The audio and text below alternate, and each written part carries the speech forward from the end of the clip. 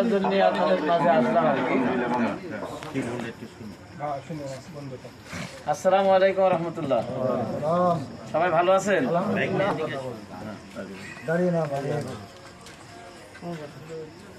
আপনারা হয়তো অনেকে জানেন, অনেকে শুনেছেন, আগামী 28শে জুন ইসলামী আন্দোলনের আমির হযরত পীর সাহেব হুজুর চরমনাই জাতীয় মহাসমাবেশের ডাক দিয়েছেন।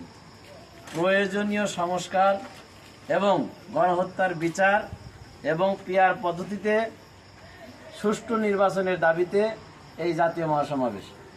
এই জাতীয় মহাসমাবেশ কোনো দলের নয়, এই জাতীয় মহাসমাবেশ এটা হলো গণমানুষের অধিকার নিয়ে কথা বলার জন্য।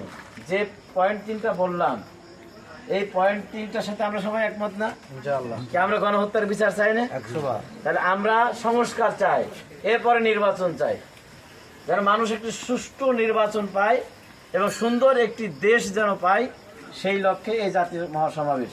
এখানে দলমত নির্বিশেষে আপনাদের সকলকে আমরা আহ্বান করছি, দাওয়াত দিলাম। ইনশাআল্লাহ আমাদের ইউনিয়ন থেকে গাড়ি যাবে, আপনারা সার্বিক সহযোগিতা এবং আপনারা যাবেন, সশরীরে উপস্থিত হবেন, এই আশা আমরা আপনাদের কাছে ব্যক্ত করছি এবং দোয়া চাই, দোয়া করবেন।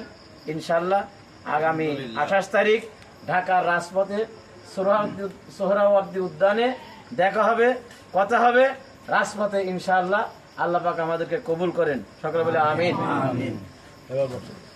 এবার বসা যায় তো, তুমি উঠে বসলে যান, এবার বসা